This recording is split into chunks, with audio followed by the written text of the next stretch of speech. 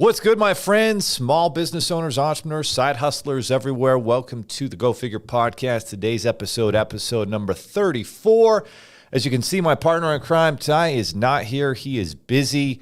We had some new operational changes with one of our loan platforms, so he is busy building that out for our team and partners. The tough thing about doing podcasts and content creation when you actually have a real business that you're running is it can be difficult sometimes to schedule it in. But yet, if you are a business in 2023, it's absolutely vital and important that you're creating content, because if you're not, I guarantee the competition is, and that will set you apart. I can't tell you how many clients and partners and people we've spoken with over the years who have connected with us and decided to do business because of the content that we produced. And so it is very important to do it even when it doesn't fit very easily within your schedule. So today I thought we'd do something a little bit different. Instead of diving into current issues and the business finance marketplace and all the ins and outs of credit, money, and everything that they didn't teach you in school, which is absolutely why we're here for you, we thought it'd be interesting to kind of just share a little bit about our story, because at the end of the day, you'd much rather do business with a person versus, some corporate business name out there. Everybody wants to connect on a personal level, and they really want to hear your story. And so I thought it'd be appropriate to kind of share the background, the story for how Seven Figures Funding was created, what that story was like, what were the circumstances, what were the struggles, et cetera, et cetera. So before I do that, let me give you just a little bit of background about me, because I did start Seven Figures Funding. We started it out of my home office, just myself and one employee, and then very quickly Ty was an integral part of helping to get that launched, and a number of our other, we'll call it founding employees and team members who really helped us get off the ground and have been stalwarts and pillars here at Seven Figures Funding for years to come. So my background is, my first entrepreneurship opportunity came. I wasn't one of those kids I find there's kind of two types of entrepreneurs, right? You have entrepreneur number one that, kind of like my son. He's always wanting to start a business. He's gone door to door doing curb painting. He's very good at sales naturally. He's very kind of outgoing, connects with people. That's my 13-year-old son, Marcus, and he's just got entrepreneur in his blood. And so obviously I know he's going to be an entrepreneur for the rest of his life because that's who he is. He's very independent, et cetera. Then the second type of entrepreneur is actually where I fall into. I was not the guy, selling the little school programs, magazines, whatever it was to, earn a prize. I didn't have the lemonade stand. I wasn't going door to door selling stuff. I was kind of afraid of doing that. Pretty pathetic, but that was the truth. And so I kind of fall in that second wave of entrepreneurship where, I did everything I was told to. I got the good grades. I got the scholarship. I went to college. I kind of followed that very traditional path. And then I remember sitting in my one of my business finance classes, and this guy, Sean, comes in and he's like, that piece of paper y'all are working real hard for? Well, guess what? At the end of the day, employers are not going to be super impressed with it if you don't have actual business work experience. And since most of you are here trying to get some sort of business degree, and this was actually back, it's a long time ago. This is 2001. This is 22 years ago. Since most of you are trying to get that business degree, if you don't have experience, you're going to start at the very bottom, and you're not going to be looked upon very impressively. And so I'm like, okay, that makes a lot of sense. So he's like, here's what I've got for you. I've got this internship. You start a painting business. It's College Works Painting. We're going to teach you sales, marketing. You're going to hire employees. I'm like, perfect. This will be great. I'll get experience. So I did that. There was like 100 of us that started in this program in the state of Utah, College Works Painting. And out of it, there were, maybe 10 that actually finished it. And out of those 100 that started, I finished second in that internship program, ran a $65,000 painting business for the summer. Fortunately, I spoke Spanish, so I could hire amazing painters who were from Mexico who understood painting way better than I could ever do. In fact, I was a terrible painter. But I learned the sales. I was good at sales because I'd done this 2-year Mormon mission where you're knocking on doors. This is in Santiago, Chile, Spanish speaking. You really learn how to communicate and how to engage and how to get people's attention and how to be convincing and persuasive when you do something like that for 2 years. So it translated well. ran that successful business. I'm like, entrepreneurship's for me. I'm in. I don't see how I can ever get a job and work for somebody ever again. And so then I started, doing mortgage finance. It was a job, and then eventually started my own mortgage finance company in 2005. Did very well for a couple years, invested in real estate, did well there. Market tanks, of course, in 08, 09. I hadn't, learned values and principles. I hadn't reached out to mentors. I hadn't read any entrepreneur books. Just literally the perfect example of somebody who went to school, thought they learned some stuff and didn't know shit, and then went on and because of that, stopped learning. When you stop learning, you're going to fail very, very soon. No question about it. So went through that failure process, 08, 09, 10. And then really started to get back into my entrepreneurship roots again. I mean, I really never got any jobs during that point. I was trying out, an Amazon business, e-commerce, doing import export, just a lot of different businesses trying to figure out. I started doing helping people who are in foreclosure because I had a bunch of properties that were in foreclosure during that time. So I learned a lot about loan modifications and how to work with banks and how to buy extra time and put yourself in a better financial situation. So I helped a lot of people with that, and first kind of got going with this company I formed called Keep My Casa in 2013.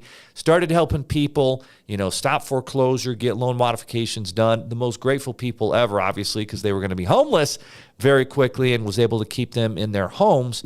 And then eventually really went full into business finance in 2014 and launched. I had done some business finance funding in 2009 in 2010, but didn't do it really full time until 2014. And then I started learning about business credit, went all into this, and then eventually opened an office up in 2015 with a partner. Started realizing, hey, startup funding is where it's at. You can help a lot of people with startup funding. I had been doing commercial real estate funding. I've been doing big business funding with companies across the U.S., including in Silicon Valley, Texas, other places. And I'm like, you know what? There's way more new businesses who need help, and no one's serving them. It's less competition. Actually, I can make more money doing that than working on these big deals that can take months. They're always dying and being resurrected over and over again, kind of high stakes stuff, high risk, high reward. And so I'm like, well, let's do the lower risk thing to serve a lot more people, make a smaller amount per deal, but actually make more money overall because you can create systems, processes, build a team. So in 2015, started doing that and started to see a lot of success. We made like $40,000 in sales our first month, which was amazing. I'm like, wow. I think our previous best was about $25,000 in a month doing the established funding only. And so I'm like, wow, startup funding, focusing on a niche is really where you can, get a lot of traction. By December, 6 months later that year, had our first $100,000 month. And then, as something has been a pattern for a lot of my business career, my business partner stopped working. He's like going to these drug raves in California, getting into fights, just making bad decisions, unfortunately. And he worked hard for the first 6 months. The next 6 months, he checked out. He's raiding the bank account, buying multiple cars. It's just him. He doesn't have any kids that drive. So I'm like, what the hell are you doing? So by May of that year, I'm like, I'm out, bro. And by the way, half the company's coming with me, all of our top performers, because they're tired of, we all hate it when you come to the office because you actually make things worse. So we're just going to start over. He was upset. He stole about $15,000 to $20,000 out of the bank account that was rightfully mine. Fine, washed our hands, started over, opened a new office in July 2016, started that business up, grew very fast. $0 to $5 million in 18 months, 50 employees later. Same thing happened. I brought on new business partners. We started that one out of my kitchen, brought on new business partners, didn't share values and principles. They're making promises they're not keeping. They're not following through. They're sitting there playing on Xboxes in the office while they, presume to tell our employees to work hard. I'm like, oh my goodness, how could I do this again? All right, this is it. I'm out again. So this time I have to leave with $100,000 in debt. And, we just bought this really nice house. We got on these vacations. Things look on the outside like they're going good. And in August of 2018, at the age of 38, I'm like, oh shit, I'm starting over. I'm taking over $100,000 in debt with me from the previous company just so I can start over, because I can see there's zero future in staying at this company that I had launched out of my kitchen. So there we are, starting over again, and I'm not even sure I'm going to stay in business finance. I love it, but I'm just not sure. I feel like I need to educate small business owners more. So I built out this education platform, and Ty had also been in the previous company, and so he left. A lot of our, early employees and team here left that company. So we're all working at different jobs, working from home, and I'm launching a new business again, and I can't qualify for financing because my finances are tapped out from the previous business. I got maxed out cards. I can't qualify for new finance. I'm like, shit, now what do I do?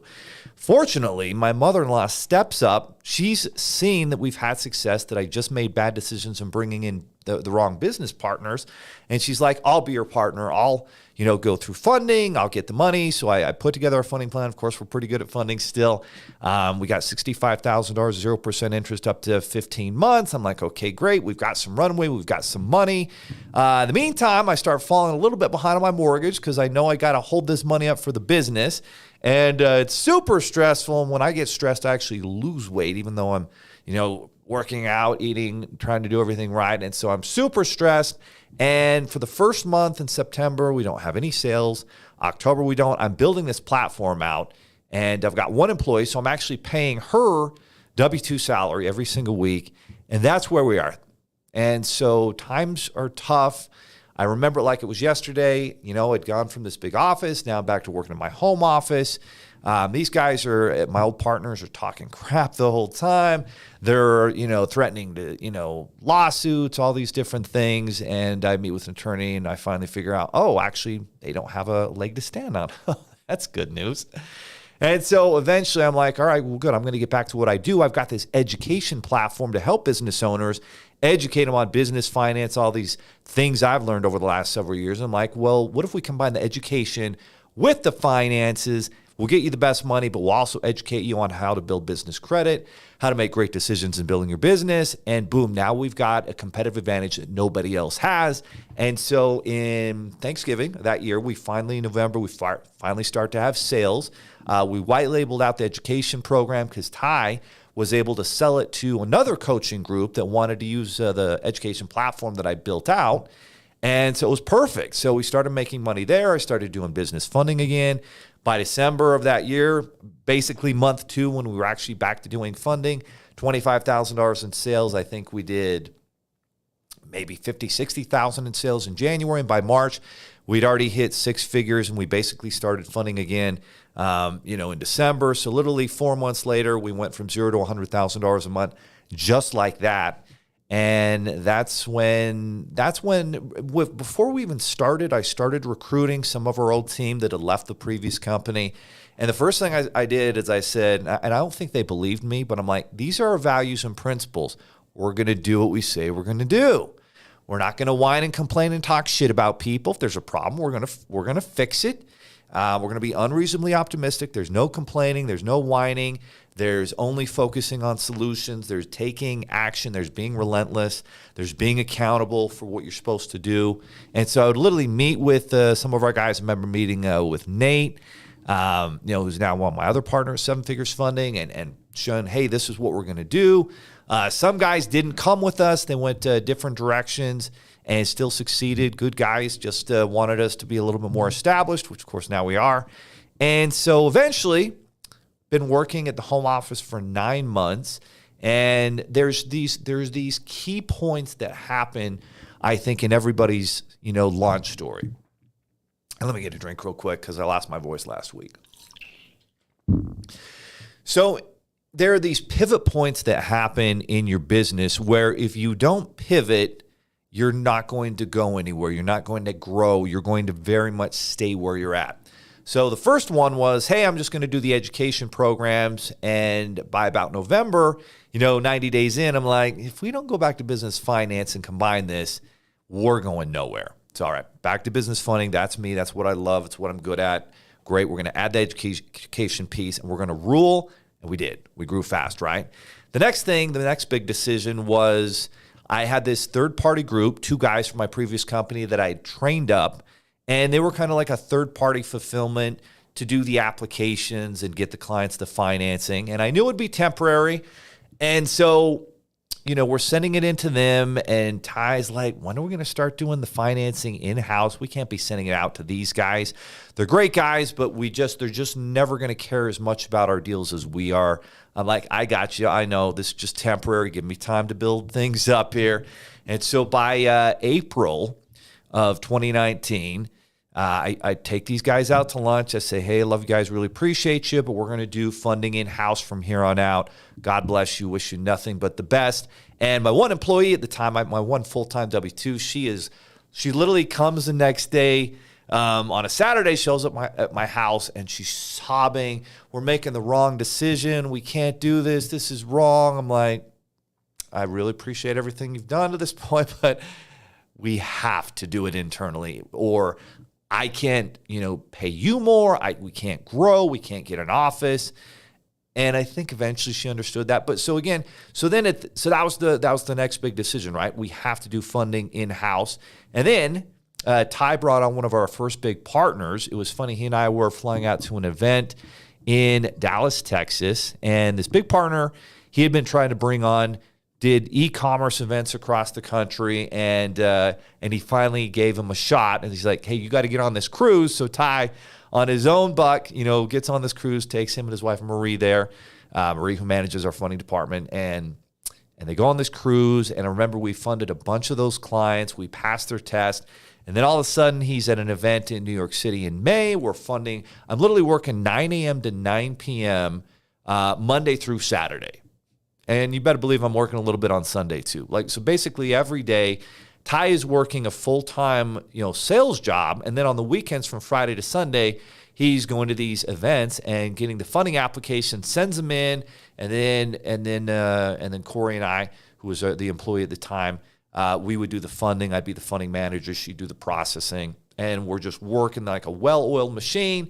Nate's coming on board. We got Austin and Ben that are starting to do sales and become funding advisors. And then we're faced with the next big question, the next big pivot. All right, well, what do we do? Do we keep on working from home, keeping expenses low overhead, no stress? No. We keep on working from home. You know what's going to happen? Nothing. Nothing's going to happen. We won't grow. We won't build a valuable business. If we ever go on vacation, the business will suffer. You've got to build a real team, and you have to have a real culture, and you can't do that if you don't have an office. So, okay, we're going to move into an office. It's going to be, I think it was like $8,000 a month, which that seemed like a ton of money at the time. And fortunately, we didn't need the whole office, so we could actually kind of rent out half of it to one of our partners who was doing Amazon fulfillment. So that was great. And then funny enough, two of our most amazing employees actually were doing fulfillment in the other half of the office. So we got to know them. And then they both came on board. They're both amazing, both going on our company trip next week. So that was kind of, there's always these opportunities. And if you're opportunistic, you'll kind of see those and take advantage of those. So there we are. We get into the office. And I remember at the time, the year before, we had to get rid of our boat as I was starting, this new business. So my kids were super sad about that. And it was okay because the lake was low and, Utah was in a drought. And then that winter, we got a ton of snow and we did a lot of snowboarding. And my kids are like, Dad, are we going to get a boat again? And I'm like, I don't know, guys. We got to move into an office. I don't think we can do it. But then for some reason, the landlord gave us like a free month of rent for moving in. I don't remember why they did that, and it was just enough for the down payment for the boat. So I'm like, screw it, let's do it. So we got the boat. That was awesome. I remember, just a few months later, and then meeting with one of my old business partners who was still at the old company I'd started, and I could tell he was itching to go out and do his own thing. Hated working with our old business partners as well. And he's like, dude, there's something. You don't seem stressed at all. I'm like, I'm not, man. We're executing. We got values and principles. We got an amazing team. We're growing.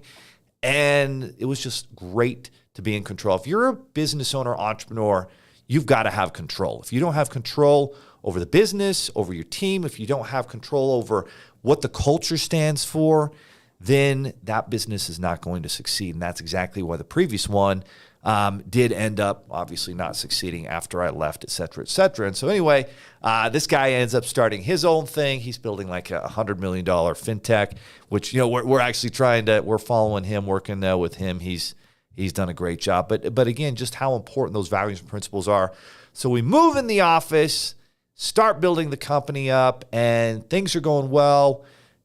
More than half of our business is coming from this events partner, and he does all these e-commerce events. And so we're literally gone like all the time on weekends. Ty is still working his full-time job. And then, lo and behold, guess what happens in 2020? The pandemic hits. Oh, shit. So the pandemic hits, now what?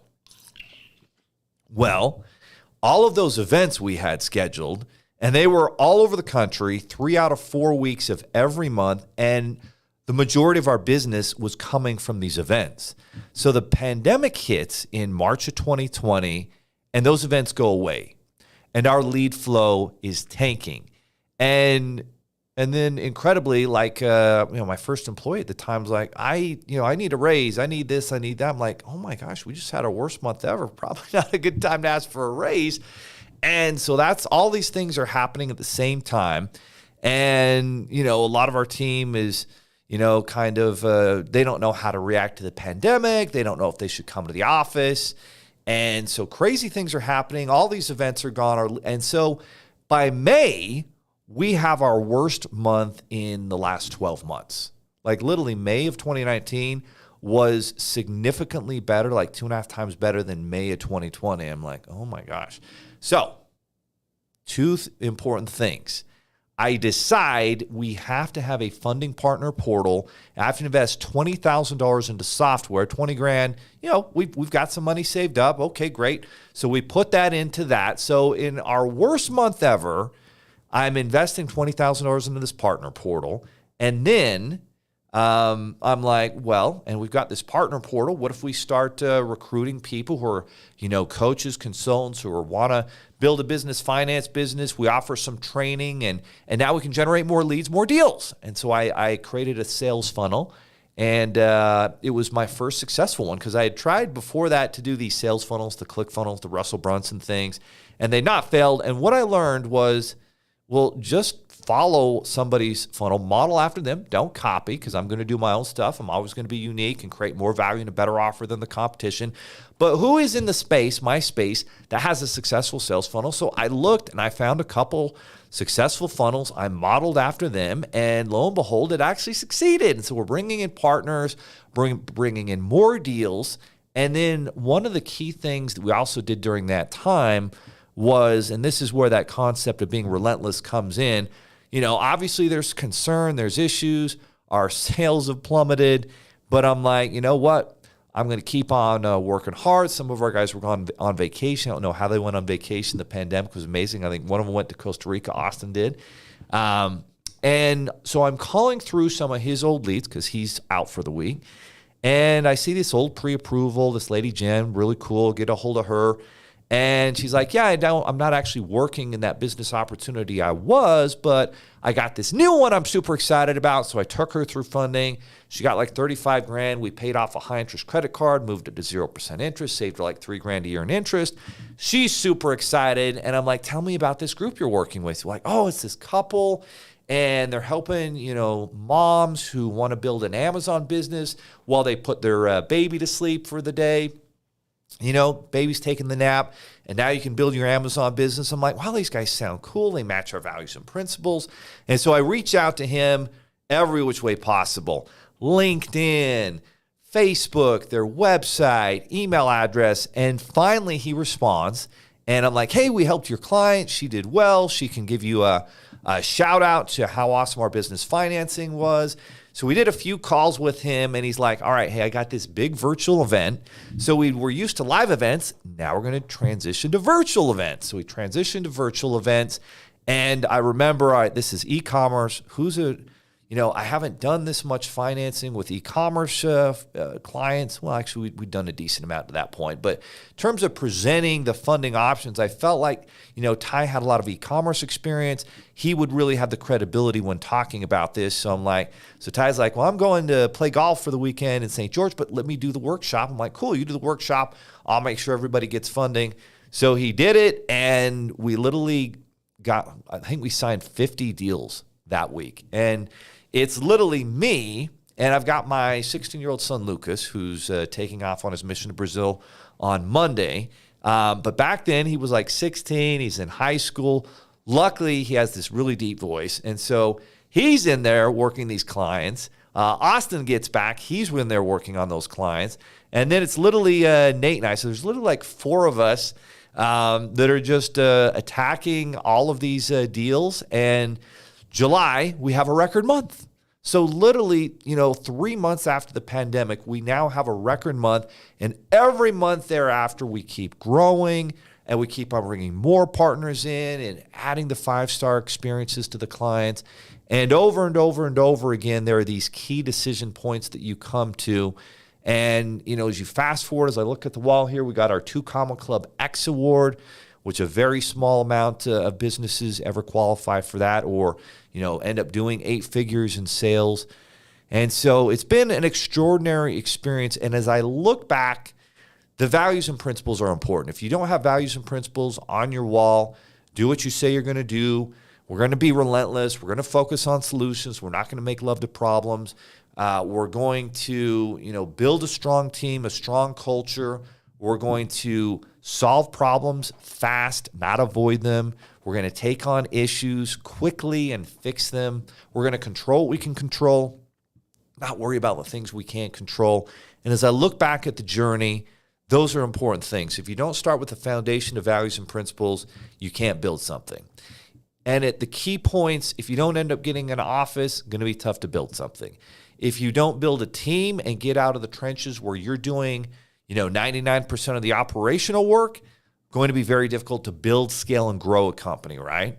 And then the other thing I'd say is you have to build high leverage things in your business. For example, that investment in that partner portal has paid significant dividends. Now we've invested over $100,000 in that portal. Now we've invested over $200,000 in our fintech application, myfigures.com, to help small business owners get their money right, manage everything in one place instead of 20 different places. I believe that company is going to be a $100 million company in the next 3 to 5 years, and it's going to absolutely transform the way small business owners access money and build profitable businesses. And our goal is to see how many, at least, hundreds of thousands of small businesses help them join the 7 Figures Club. 93% of businesses never do. People are like, why is your business called 7 Figures Funding? You're not getting me $1 million. Well, sometimes we are if you qualify, but yeah, most people are not. Most people are getting $50,000 to $150,000 in funding. But you know what? By getting this funding, following these principles we teach you, you can join the 7 Figures Club, build a 7 Figures business using the funding to kind of rocket and propel you to that 7 Figures business that only 7% of businesses ever get to in our country. And that's why we're called 7 Figures Funding. And so, having a very detailed mission is important, and then working on, different things. Maybe, it's working on the ability to do public speaking about funding or about whatever it is you do, right? So that's been key. Speaking at events, gaining notoriety, writing a book, all these different things are little assets that help you build the business. But it is a journey, and it is experience, and it is learning. If you're not learning from other mentors who are further along the journey than you are, then again, it's going to be tough to build that business, that 7-8 figure business that you want to do. And the good thing about 2023 is you don't have to actually know them in person, right? Patrick Bet-David's one of my top mentors, and I first met him at an event I spoke at and sponsored in Indianapolis. Amazing event. Awesome to meet him and talk with him and tell him what an impact. But he'd made an impact on me like 2-3 years earlier when I started consuming all of his content and buying his programs long before I ever met him. And that's what's great about 2023. and everything as an entrepreneur. You can learn from entrepreneurs like Alex Hormozy and Russell Brunson and Gary Vaynerchuk and Grant Cardone, all these successful entrepreneurs, just by consuming their YouTube channels, their podcasts, buying their programs, going to their annual events that they put on, listening to them speak, and you can incorporate and model the different strategies and tools and tactics they've used to succeed at a very high level. And so there's never been a better time to be able to learn quickly from others. And the biggest mistake I made early on as an entrepreneur was acting like I just had these things figured out, which was absolutely foolish. You've got to be reading the books every day. You've got to be listening to the podcasts every day. And if you add all these things up together, that's how you build a 7 and eventually 8-figure business. And now our next step is, well, how can we get to 9 figures? And we've got some ideas on that. And it's investing in software. It's investing in recurring income programs within your business. And of course, it's building a community of very excited customers who all work together to create something amazing. Well, there it is, guys. There's your 7 figures funding story, where we came from, how it all came to be. Hope you enjoyed it today. If you enjoyed the stories I shared, share this episode with others. If you're not a subscriber, ding that bell and subscribe so you get notifications when we go live. We try to do these podcasts usually Tuesdays and Thursdays, except if Jillian's sick or something happens, then we have to do them on Friday sometimes. So have a great weekend. God bless you. Spend it with the ones you love. Take action on a daily basis towards building your dream business. It is absolutely possible, and you can do it. And of course, it helps to be in the best country in the world, where capitalism was founded, in the United States of America. And we will see you next time on the Go Figure podcast.